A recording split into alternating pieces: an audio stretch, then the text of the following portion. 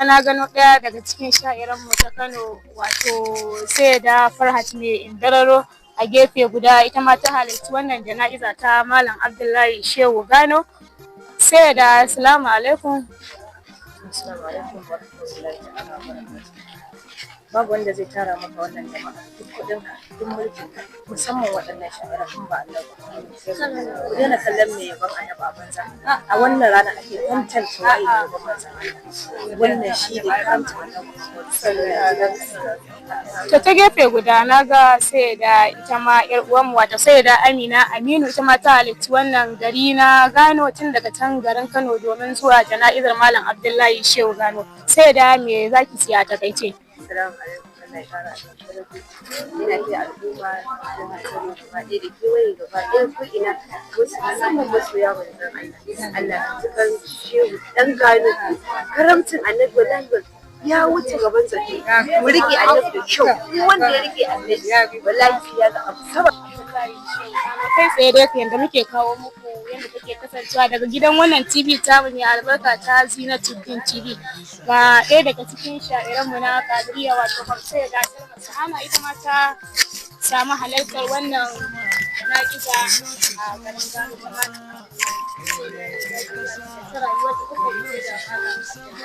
To, assalamu alaikum warahmatullahi wabarakatuh. A hakikanin gaskiya babu abin da zamu ce wa Allah sai godiya. Domin shi Allah duk abin da yayi daidai ne, Allah baya yin ba daidai ba. Kuma shi ya bamu shi ya karbe shi saboda haka godiyar mu ba za ta yanke ba. Sai dai babu abin da zamu ce game da wannan bawa da ya koma ga Rabbil Izzati, sai dai mu ce Allah ya jaddada mishi rahama dan muna kyautata zaton rahama ya same ta. Domin in kika kalla irin dubban mutanen da suka halarta wannan jana'iza ta Malam Abdullahi Shehu Gano, zaki ga cewa hakika ya dace domin mutane faɗan yawan su ma da adadin su gaskiya ba zai irgu ba. To shi dai ya dace, tasa ta yi kyau.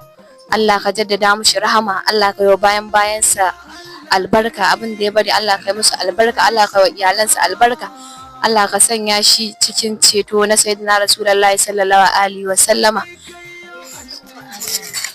Ta gefe guda ita ma sai da Aisha Rasulu wato wani kasida wadda duk wanda ya santa mu asiri mu ce inna lillahi wa inna ilaihi raji'un, inna lillahi wa inna ilaihi raji'un, inna lillahi wa inna ilaihi raji'un. Hakika muna cikin alhini tare da tashin hankali da wannan rashi da muka wayi gari da shi na Malam Abdullahi Shehu Gano.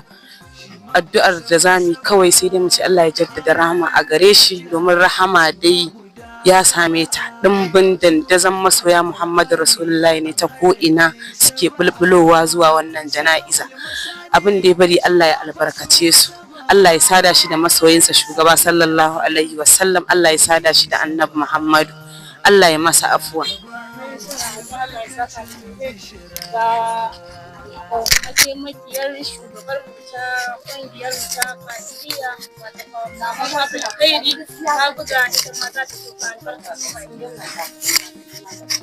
Inna lillahi wa inna ilaihi raji'un, inna lillahi wa inna ilaihi raji'un, inna lillahi wa inna ilaihi raji'un. Abin da zamu ce kenan, Allah ka jikan Abdullahi dan Gano, Allah ka kyauta makwancinsa, Annabi ya karɓi bakuncinsa, Allah ya sada shi da babban masoyinsa. Hakika mun yi rashi ba karamin rashi ba, mun yi rashin da to lamari ne na Ubangiji amma cike gurbinsa sai yadda Allah yi.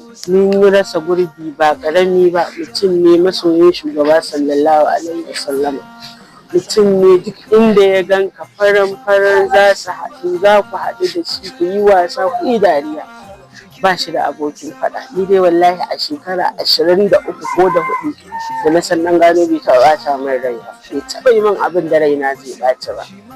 Na haka ina mai addu'a Allah ya ji kansa, Allah ya yalwata kabarinsa, Ubangiji ya yalwata rahama a cikin kabarinsa, Allah ya raya masa zuri'arsa, Allah ya raya masa zuri'arsa, Allah ya duba masa bayansa. Allah ka ji kan Abdullahi.